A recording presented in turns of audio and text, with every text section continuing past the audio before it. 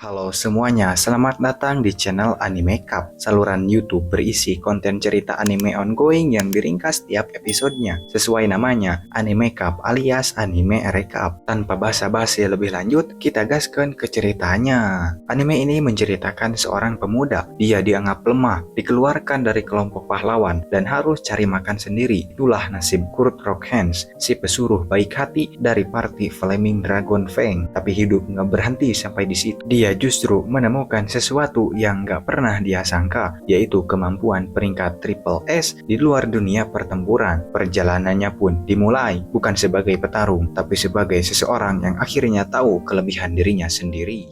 Cerita menampilkan sebuah desa pegunungan yang diserang terus-menerus oleh seekor monster Fenrir peringkat S. Demi menyelamatkan desa, mereka menyewa party peringkat SS yaitu Flaming Dragon Fang. Di antara mereka ada Kurt yang hanya bisa mengurus pekerjaan rumah dan tidak ikut bertarung. Namun saat Fenrir muncul, Kurt menjadi korban pertama, sementara para anggota lain bertarung dengan kekuatan masing-masing dan berhasil mengalahkan Fenrir. Warga desa pun merayakan kemenangan itu dengan pesta. Meski dalam kesulitan finansial, Bandana, salah satu anggota party, menolak makanan desa dan menyuruh Kurt memasak. Namun, saat itulah Kurt diberitahu bahwa ia dipecat karena dianggap tidak berguna dalam pertarungan. Meski memohon, Kurt tetap ditendang keluar dari party. Keesokan harinya, Kurt meninggalkan desa dan menuju kota untuk mencari pekerjaan. Ia mendaftar di agensi kerja dan menjalani wawancara tes bakat. Meski berasal dari party terkenal, semua bakat tempurnya hanya peringkat G. Kirsel, yang merupakan staf agensi, menyarankan tes bakat non-tempur, tapi teknisinya sedang libur. Karena butuh uang segera, Kurt mencoba pekerjaan fisik. Ia diminta mengangkat sebuah karung pasir dan berhasil. Meski karung itu menyerap mana miliknya, Kirsel pun merekomendasikan Kurt untuk pekerjaan konstruksi di wilayah perbatasan Taikon. Kurt lalu berangkat menemui Margrave yang ragu akan kemampuannya setelah melihat penampilan Kurt. Meski ragu, Margrave memutuskan memberi Kurt kesempatan karena sangat membutuhkan tenaga kerja. Ia menugaskan Kurt mencampur semen dan memperbaiki tembok dengan bayaran berdasarkan hasil kerja. Jika Kurt tidak menggunakan setidaknya setengah barel semen saat Margrave kembali, upahnya akan dipotong. Tanpa bertanya soal penguatan semen dengan mana, karena mengira itu pengetahuan umum, Kurt justru bekerja keras dan menghabiskan seluruh semennya, bahkan memperbaiki sepertiga tembok barat. Margrave terkejut dengan hasilnya dan Kurt menjelaskan tekniknya yang tidak biasa tapi efektif. Karena hanya butuh pekerjaan seminggu, Margrave setuju dan membayar Kurt dengan uang lebih banyak dari yang pernah ia terima sebelumnya. Beberapa hari kemudian, Kurt terus bekerja dengan efisien, namun Margrave akhirnya memecatnya, bukan karena performanya buruk, tapi karena ia terlalu cepat menyelesaikan pekerjaan yang seharusnya jadi lapangan kerja bagi warga miskin. Margrave bahkan memuji bakat Kurt yang dianggap setara peringkat SS atau bahkan Triple S dan menyarankan ia mencari peluang di ibu kota. Ia juga memberikan bayaran tambahan sebagai kompensasi. Namun, Kurt salah paham, mengira ia dipecat karena tidak cukup baik. Ia pun kembali ke agensi kerja dan memberitahu Kirsel bahwa ia dipecat. Kirsel mengingatkan bahwa tes bakat non-tempur masih belum bisa dilakukan karena teknisi mereka belum kembali. Tiba-tiba, perhatian mereka teralihkan oleh keributan di meja depan. Seorang gadis tampak sedang memasang iklan perekrutan. Di agensi kerja, seorang gadis bernama Yulisia mencoba memasang iklan perekrutan untuk menggali gunung tak dikenal, namun tanpa bayaran di muka, hanya akan membayar jika penggalian berhasil. Resepsionis menolak karena syarat itu dianggap mustahil. Yulisia bersikeras karena tambangnya akan disita jika tak membayar pajak sebelum akhir pekan. Kirsel mencoba menyarankan mencari investor tapi ditolak. Kurt yang mendengar percakapan itu menawarkan diri mengambil pekerjaan tersebut karena punya pengalaman menggali tambang di desa. Kirsel memperingatkan bahwa ia mungkin tidak akan dibayar, tapi Kurt tetap bersikeras. Yulisia awalnya ragu karena Kurt tampak lemah, tapi akhirnya menerima karena tak punya pilihan lain. Saat mereka pergi, Kirschel merasa bersalah telah membiarkan Kurt menerima pekerjaan itu. Ia bahkan secara pribadi berhayal tentang Kurt. Lamunannya buyar ketika rekan kerjanya mengabari bahwa pembayaran dari Margrave telah masuk. Kirschel terkejut karena jumlahnya bukan hanya 50 koin perak, melainkan cek senilai 200 koin emas. Ia juga teringat bahwa Kurt kesulitan mengangkut karung pengukur mana. Sesuatu yang aneh karena karung itu hanya berat bagi orang dengan cadangan mana besar. Kirschel mulai curiga akan potensi tersembunyi Kurt. Sementara itu, Kurt dan Yulicia tiba di camp. Kurt canggung karena hanya ada satu tenda dan Yulicia menyarankan tidur bersama. Kurt pun menolak karena ia malu tidur di sebelah gadis imut seperti Yulicia. Tak lama, Yulicia pun lalu memberi kentang rebus kepada Kurt sebagai menu makan malam. Bagi Kurt, makanan itu sangat berharga karena selama ini ia tak pernah diperlakukan baik seperti itu. Malam pun tiba dan Kurt memutuskan tidur di luar karena Yulicia hanya mengenakan pakaian dalam. Yulicia ternyata hanya pura-pura tidur. Ia ingin menguji apakah Kurt akan memanfaatkannya, tapi sikap Kurt membuktikan bahwa ia pria baik. Keesokan paginya, Yulicia menemukan jaketnya telah diperbaiki oleh Kurt. Ia kagum pada kemampuan menjahit Kurt dan mulai meragukan apakah Kurt cocok jadi penambang. Namun karena tak ada waktu, mereka mulai bekerja. Yulicia tak punya rencana penggalian, hanya berniat menggali secara acak. Kurt menunjukkan bahwa metode itu tidak efisien, lalu membawa Yulicia ke tempat yang menurutnya menjanjikan. Dengan cepat, Kurt menemukan batu permata penuh. Yulicia pun sangat terkejut. Semua utangnya bisa lunas jika permata itu dijual. Tapi Kurt menyarankan agar permata diubah menjadi kristal sihir terlebih dahulu agar nilainya meningkat. Yulicia pun setuju, namun ia mengungkapkan fakta besar, yaitu hanya ada 10 penyihir di seluruh kerajaan yang cukup terampil untuk mengubah permata menjadi kristal sihir. Saat Yulicia masih menjelaskan betapa langkanya penyihir pembuat kristal sihir, Kurt sudah berhasil mengubah permata menjadi kristal sihir dalam sekejap, jauh lebih cepat daripada penyihir berpengalaman. Setelah semua permata diubah, Kurt lalu mempersilahkan Yulicia untuk menjualnya. Yulicia pun pergi ke kota, dan untuk menghindari kecurigaan petugas bea cukai, ia menunjukkan lambang keluarga kerajaan, meski sebenarnya ia sudah lama tidak bekerja untuk mereka. Trik itu berhasil, dan dia diperbolehkan memakai lingkaran teleportasi ke ibu kota. Di sana, ia menemukan temannya, Mimiko, untuk menjual kristal-kristal tersebut. Awalnya Mimiko ragu, tapi setelah memeriksa isinya, ia terkejut karena kristal-kristal itu mengandung 10 kali lipat mana dari biasanya. Ia langsung membeli semuanya seharga 500 koin emas. Sebelum Yulicia pergi, Mimiko mengajukan 2 permintaan. Pertama, Yulicia hanya harus menjual kristal seperti itu padanya untuk menghindari kekacauan pasar. Kedua, mengungkap identitas pembuatnya. Yulicia hanya menyetujui permintaan pertama, sementara yang kedua ditolak. Mimiko, yang ternyata penyihir istana, lalu menawarkan syarat alternatif, yaitu jangan biarkan penyihir itu keluar dari kerajaan dan beritahu bahwa ia akan diberi gelar bangsawan serta akses ke fasilitas kerajaan jika mau bergabung. Saat Yulicia pergi ke agensi kerja, ia menanyakan siapa Kurt ini sebenarnya, dan dengan lisensi yang ditunjukkan Yulicia, Kirschel pun membocorkan informasi tentang Kurt. Yulicia kemudian memberikan hasil penjualan kristal dan menyuruh Kirschel untuk memasukkannya ke dalam rekening milik Kurt, dan ia memerintahkannya untuk menutup rapat-rapat informasi tentang Kurt. Yulicia pun kembali ke gunung keesokan harinya dan kemudian terkejut karena Kurt telah membangun sebuah rumah dalam satu malam.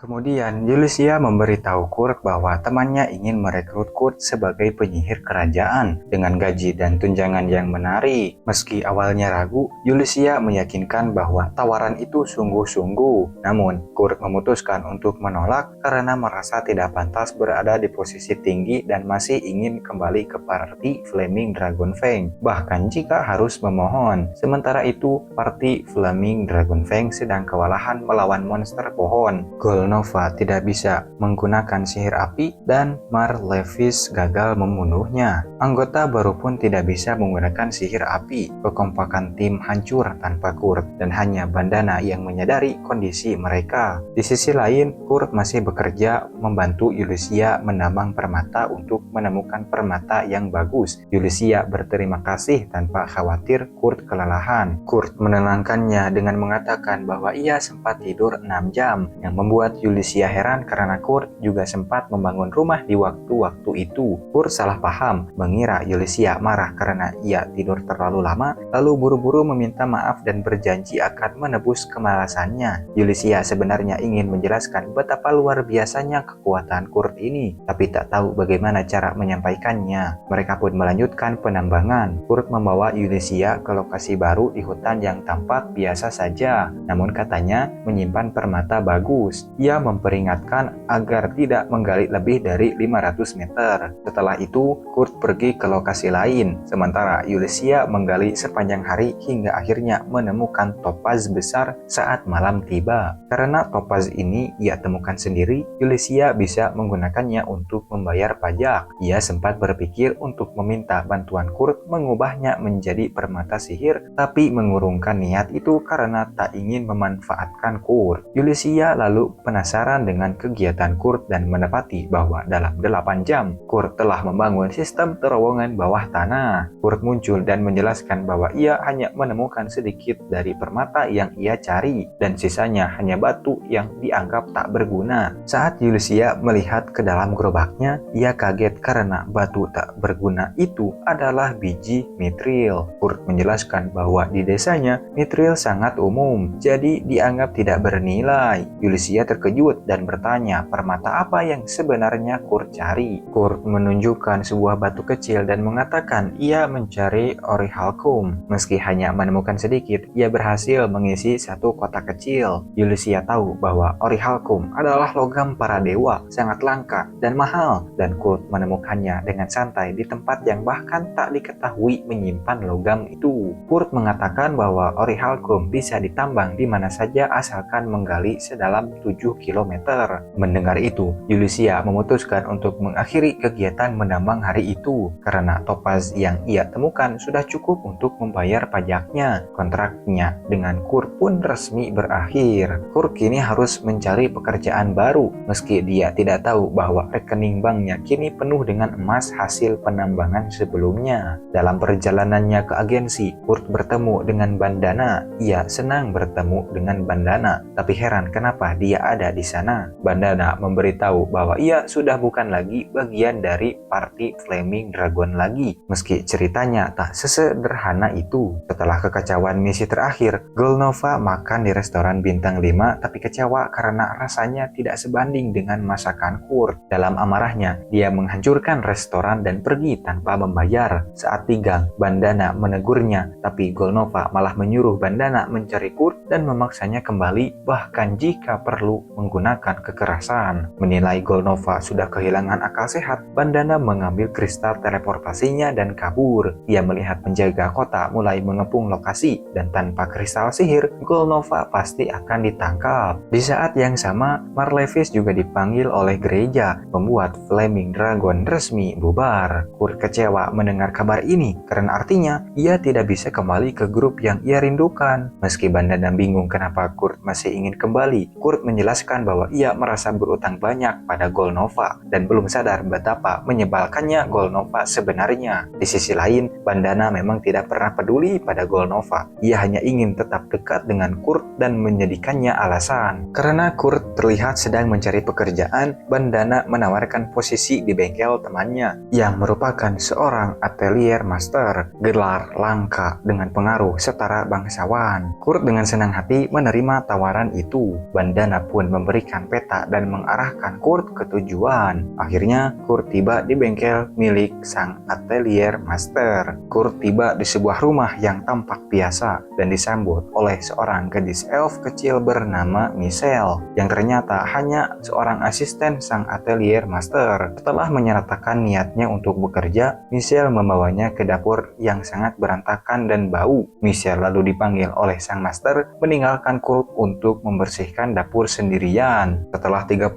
menit membersihkan, Kurt mencari Michelle dan menemukan kamar dengan seorang gadis nyaris telanjang di dalamnya. Gadis itu tak terganggu. Dia memberitahu bahwa Michelle ada di ruang bawah tanah. Kurt melihat tanda di kutukan perut gadis itu dan memeriksanya. Karena kondisinya masih stabil, Kurt menawarkan diri untuk membuatkan bubur. Di tempat lain, Yulicia berdiskusi dengan Mimiko soal mitril dan orichalcum yang ditemukan Kurt, yang nilainya sangat tinggi. Yulicia khawatir jika kemampuan Kurt diketahui publik, ia bisa diculik atau bahkan dibunuh. Dia merencanakan menjadikan Kurt seorang atelier master dan menjadi pengawalnya, meskipun tahu itu akan sulit karena Kurt meremehkan dirinya sendiri. Sementara itu, setelah memasak bubur, Kurt bertemu kembali dengan Michelle dan sang atelier master bernama Ophelia. Yang keduanya terkejut melihat dapur sudah bersih. Ophelia makin terkejut saat tahu Kurt yang membersihkannya. Saat tahu Kurt bertemu gadis di kamar tadi, Ophelia memintanya merahasiakannya. Kemudian sebelum pulang, Kurt diberi 3 koin perak dan diminta kembali esok hari. Ophelia kemudian membawa bubur buatan Kurt ke kamar Lise. Ia memperingatkan Lise agar tidak sembarangan memperlihatkan dirinya, namun karena Kurt tampak tidak berbahaya, Ophelia merasa tidak perlu khawatir. Lise yang belum makan yakin bahwa Kurt adalah orang baik dan memilih mempercayainya, meski biasanya ia selalu curiga pada orang lain karena kutukannya. Setelah memakan suapan pertama, Lise tiba-tiba berkeringat keras dan jatuh ke lantai. Ophelia panik dan mengira Kurt telah meracuninya. Namun, Lise segera bangkit kembali dan mengatakan bahwa dia merasa lebih sehat. Kutukan yang selama ini menimpanya ternyata telah terangkat. Ophelia tercengang karena mustahil kutukan sekuat itu bisa disembuhkan hanya dengan makanan. Namun, kenyataannya jelas, kutukan itu hilang berkat masakan Kurt. Di saat yang sama, organisasi rahasia yang mengutuk Lise panik karena rencana mereka gagal. Mereka kini harus mengambil langkah yang lebih ekstrim untuk membunuh Lise. Malam harinya, Ophelia dan Lise pergi ke toko Mimiko untuk berdiskusi. Setelah membuka tudung, Mimiko dan Yulicia langsung mengenali Lise sebagai putri ketiga kerajaan Gurumaku, yang merupakan anak dari raja dan putri François.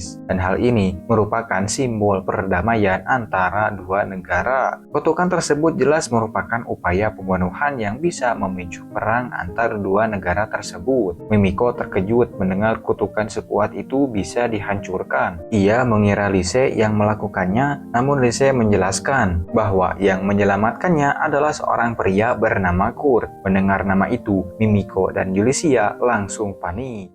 Yulicia masih sulit percaya bahwa kutukan yang menyiksa Lise selama bertahun-tahun bisa dihancurkan hanya dengan semangkuk bubur. Ia tahu Kurt luar biasa, tapi fakta bahwa dia ditinggal sebentar dan langsung berhasil menyelamatkan seseorang putri sungguh mengejutkan. Meski mereka ingin memberi hadiah atas jasanya, Mimiko menekankan bahwa prioritas utama adalah mencari pelaku yang meletakkan kutukan tersebut. Mereka mencurigai 3 orang yang mempunyai akses ke kamar Lise. Pertama, Sanopa Riskas yang merupakan jenderal pasukan ekspedisi. Kedua, Tristan Meinolf yang merupakan uskup gereja Poland. Dan terakhir, Isadora Arkmama yang merupakan ratu ketiga raja. Namun, mereka perlu bukti kuat sebelum menuduh siapapun. Ophelia mengusulkan sebuah perangkap, yaitu berhubung Lise baru genap 15 tahun dan harus menjalani pelatihan selama setahun sesuai adat kerajaan, mereka akan menyebarkan kabar bahwa ia berlatih di bawah bimbingan atelier master palsu. Pelaku kemungkinan akan menyerang saat itu dan mereka bisa menangkapnya. Untuk perangkap ini, mereka butuh seseorang yang cukup mengesankan untuk dianggap pantas menjadi seorang atelier master. Yulicia kemudian mengusulkan Kurt, lalu menunjukkan kristal sihir buatan Kurt pada Ophelia. Ophelia terkejut, itu adalah kristal dengan kualitas tertinggi yang pernah ia lihat. Keesokan harinya, Kurt kembali ke rumah Ophelia, tapi menemukan catatan bahwa Ophelia sedang tidak ada. Michelle memberitahunya bahwa Ophelia dan Lise pergi setelah Kurt pulang kemarin dan belum kembali. Karena tidak ada pekerjaan, Kurt kecewa dan pergi ke guild untuk makan. Saat makan, ia mendengar kelompok petualang panik karena porter mereka sakit. Tanpa porter, mereka tidak bisa menyelesaikan misi. Kurt kemudian menawarkan diri untuk membantu mereka, meski ia bukan petarung dan yakin bisa menjalankan tugas fisik. Sina mengejeknya karena tubuhnya kurus tapi kakaknya, Kans, menegur Sina dan meminta maaf kepada Kurt. Namun, Kans juga ragu karena misi mereka melibatkan golem seberat lebih dari 200 kg. Kurt kemudian berkata bahwa ia bisa membawa beban itu dengan mudah. Untuk membuktikannya, ia langsung mengangkat Danzo dan Kans yang memakai armor berat tanpa kesulitan sama sekali. Terkesan dengan kekuatan Kurt, kelompok itu akhirnya menerima Kurt sebagai porter. Dalam perjalanan menuju lokasi misi, para anggota tim memperkenalkan diri kepada Kurt. Kans adalah petarung berat, Danzo seorang samurai, dan Sina seorang ranger. Mereka merekrut Kurt sementara karena salah satu anggota mereka sedang sakit. Kurt merasa tak berguna meski kekuatannya luar biasa dan tim menerimanya dengan baik. Saat berjalan, Kurt kemudian diserang seekor slime dan Pani. Sina membantunya karena ternyata Kurt tidak mampu melawan slime tersebut. Meski kekuatannya lemah, tim tetap mendukungnya karena tugasnya hanya sebagai porter. Kurt terharu mengingat perlakuan mereka berbeda dengan perlakuan buruk yang ia terima di party Dragon Fang dulu. Mereka pun tiba di gua dan menemukan tanda-tanda keberadaan goblin. Kurt panik, tetapi tim meyakinkannya untuk tetap tenang. Di dalam gua, mereka menemukan reruntuhan, lalu disergap kawanan goblin setelah seekor goblin sempat memanggil kawanannya sebelum terbunuh. Terjebak tanpa jalan keluar, mereka bersiap menghadapi kematian. Namun, Kurt menemukan lorong rahasia. Karena tak cukup waktu untuk semua melarikan diri, Danzo dan Kans memilih bertarung sebagai pengalih perhatian, sementara Sina membawa Kurt melarikan diri. Meski berat, mereka harus meninggalkan dua rekannya demi kesempatan keselamatan. Namun, lorong itu justru mengarah ke ruang bos, dan kini Kurt serta Sina terjebak bersama seekor Iron Dragon Golem. Sementara itu, di kota, Lise ingin bertemu Kurt, jadi ia meminta Yulicia mengantarkannya ke penginapan Kurt. Namun, setelah membuka kamar Kurt, mereka terkejut karena Kurt tidak ada. Tiba-tiba, suara misterius memberitahu bahwa Kurt sedang menjalankan misi di gua timur laut. Yulicia pun keluar untuk mencari asal suara itu, namun orang itu telah menghilang begitu saja. Yulicia pun khawatir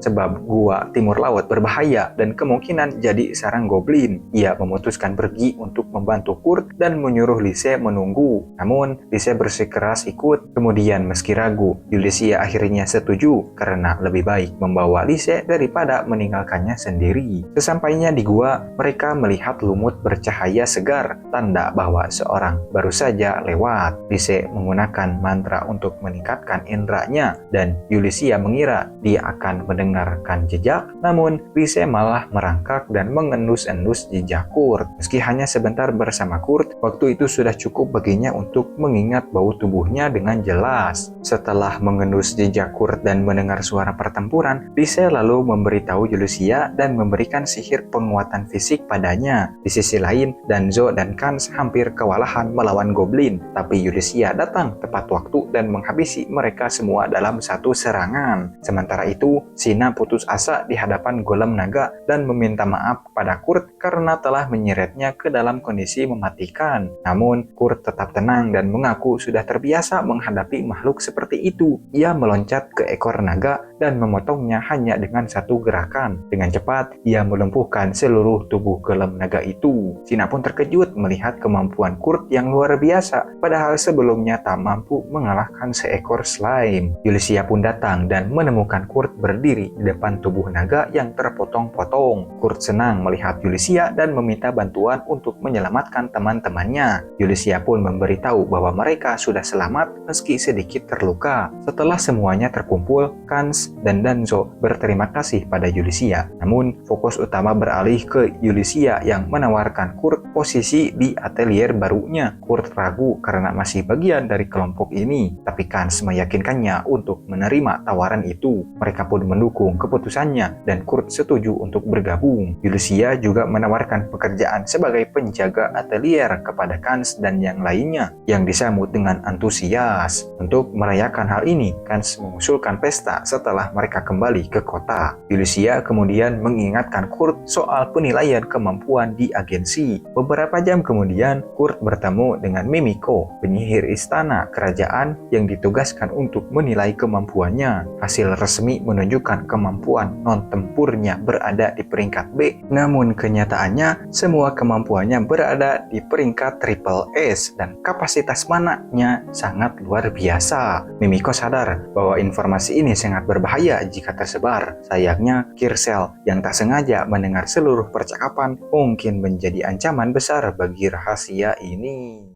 Keesokan harinya, kelompok berangkat menuju kota tempat bengkel atelier baru akan didirikan. Kens sangat antusias ingin bertemu dengan atelier master, namun Yulicia tidak menyebutkan siapa orangnya dan mulai mengarang alasan. Sina pun mulai curiga bahwa niat Yulicia bukan karena kebaikan hati, terutama saat dia bersikap aneh ketika ditanya soal atelier master. Di sisi lain, Kurt menyadari bahwa kota tersebut adalah tempat ia dulu bekerja dan merasa gugup karena mengira dirinya dipecat karena dianggap buruk. Setibanya di lokasi, ternyata bengkel yang dimaksud hanyalah sebidang tanah kosong. Kens menyatakan bahwa mereka tak bisa berbuat apa-apa dengan itu, dan Yulicia menyarankan agar mereka menunggu di penginapan sementara Kurt membangunnya. Yulicia bertanya apakah Kurt bisa menyelesaikannya dalam sehari, namun Kurt memperkirakan butuh 3 hari. Yulicia memperbolehkannya mengambil waktu yang dibutuhkan dan menawarkan bantuan bahan jika perlu. Kurt kemudian memberikan daftar bahan termasuk batu kecubung dan bulu griffin yang membuat Sina penasaran karena bahan itu tak biasa untuk membangun bengkel. Yulicia berjanji akan mencarikannya meski butuh beberapa hari dan Kurt bersedia menunggu. Meski begitu, kecurigaan Sina tetap ada dan Yulicia mulai menyadarinya. Tetapi mereka berdua tetap berpura-pura tenang. Yulicia pun lalu meminta semua orang pergi ke penginapan agar Kurt bisa bekerja dengan tenang. Sebelum mereka pergi, Yulicia mengingatkan Kurt untuk beristirahat dan makan dengan baik, serta memintanya berjanji untuk kembali ke penginapan sebelum malam tiba. Setelah yang lain tiba di penginapan, Yulicia mengajak mereka duduk karena ingin menyampaikan sesuatu yang penting. Hingga saat itu, Kans dan Danzo masih mengira Kurt hanyalah orang biasa, tapi karena Sina sudah menyaksikan kemampuan Kurt luar biasa, Yulicia memutuskan untuk jujur.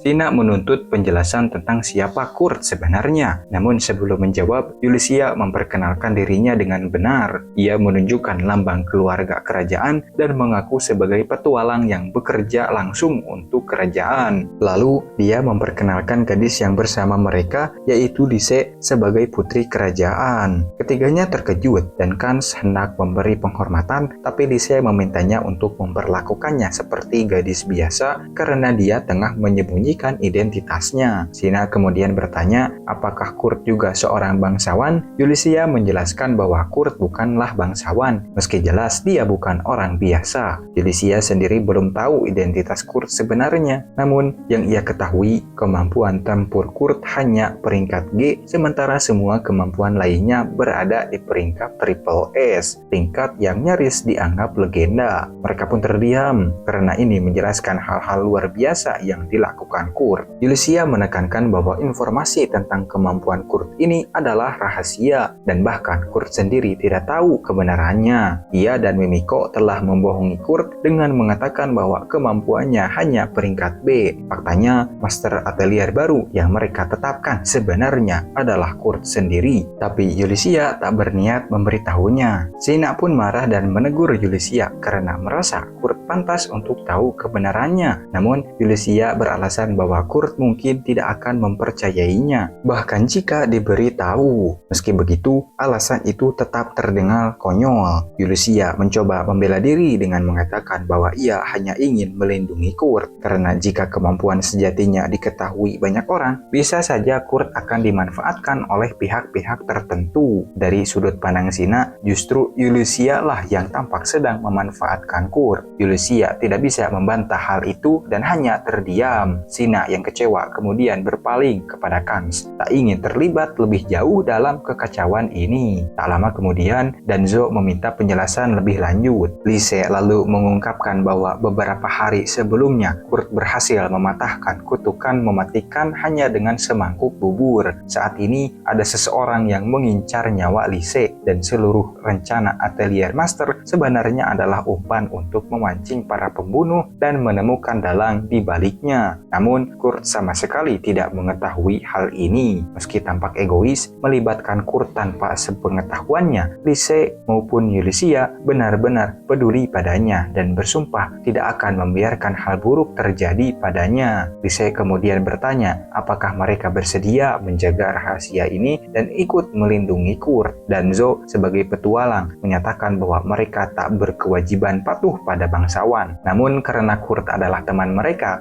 akan melindunginya. Kans juga menyatakan kesetujuannya. Lise pun merasa lega, tapi Sina masih merasa ini terlalu jauh, terutama karena mereka baru mengenal Kurt 2 hari. Yulicia mengerti perasaan itu sebab ia sendiri baru mengenal Kurt seminggu lalu, namun sudah menyaksikan begitu banyak hal luar biasa yang dilakukannya. Sina memutuskan keluar untuk menjernihkan pikiran dan akhirnya berjalan ke tempat kerja Kurt, berniat memberitahunya kebenaran soal kekuatannya. Namun dia terkejut melihat bahwa Kurt sudah menyelesaikan fondasi bangunan hanya dalam beberapa jam. Ketika ditanya, Kurt mengiyakan bahwa dia melakukannya sendiri. Bagi Kurt, ini adalah hal biasa karena Yulicia mengatakan dia hanya peringkat B. Namun jelas, tak mungkin seseorang dengan peringkat B bisa melakukan pekerjaan sebesar itu dalam waktu singkat. Kurt sendiri bingung dengan sistem peringkat karena di desanya membangun selusin rumah dalam sehari adalah hal yang normal dan menurutnya justru dia bekerja lambat. Sina tetap merasa bahwa tak adil jika Yulicia memanfaatkan Kurt. Jadi dia bertanya apakah Kurt merasa terbebani ataukah tidak. Tapi Kurt dengan tulus mengatakan bahwa dia tidak merasa terbebani sama sekali. Justru dia menikmati pekerjaan itu. Dulu saat masih bersama kelompok Dragon Fang, dia selalu dianggap tidak berguna dan bahkan diusir. Kurt kini diakui sangat berguna oleh semua orang dan itu sudah cukup baginya. Sementara itu, Danzo bertemu informan mirip Bandana di alun-alun kota. Dulu Kurt direkrut hanya karena porter mereka sakit, tapi ternyata porter itu yang bernama Bibinoke adalah mata-mata yang ingin menghancurkan kelompok Danzo dari dalam atas suruhan kelompok petualang saingan. Bandana pun berhasil melacak Bibinoke dan memberikan informasinya kepada Danzo yang kemudian membayarnya. Malam harinya, Danzo menemui Bibinoke di kedai. Bibinoke yang kesal karena rencananya gagal sudah menyiapkan rencana baru dengan menargetkan bengkel atelier yang terkait dengan putri kerajaan yang saat ini Danzo dan kelompoknya bekerja di sana. Saat Danzo muncul dan mengancamnya, Bibinoke kabur tapi terjebak. Danzo hampir membunuhnya namun mengurungkan niatnya dan hanya memperingatkan agar Bibinoke menjauh. Bandana yang menyaksikan semuanya kecewa karena Danzo tidak membunuh Bibinoke. Sebelum Bandana bertindak, Bibinoke dibawa pergi oleh anggota Phantom Squad yang bekerja di bawah Mimiko. Bandana heran atas keterlibatan penyihir sekelas Mimiko. Namun kemudian Bandana diperintahkan oleh atasannya untuk tidak ikut campur karena kasus itu ditangani oleh Marlevis. Sementara itu, di sisi lain, Marlevis sendiri sedang ditahan dalam lingkaran sihir. Kemudian di kota, Danzo dan Kans terkejut melihat bangunan indah yang dibangun Kurt dalam semalam. Kurt menyambut mereka, memberi tur rumah, menunjukkan sistem pemurnian air dan kamar untuk semua orang, termasuk kamar untuk master atelier. Yulicia belum mengungkapkan bahwa Kurt adalah master sebenarnya, jadi ia beralasan master atelier sedang sibuk dan mengalihkan perhatian. Kurt yang rendah hati ingin tidur di lemari sapu karena merasa tak pantas punya kamar. Tentu saja semua orang langsung menolak keras ide itu. Mereka menyuruh Kurt untuk menggunakan kamar yang ia buat untuk master atelier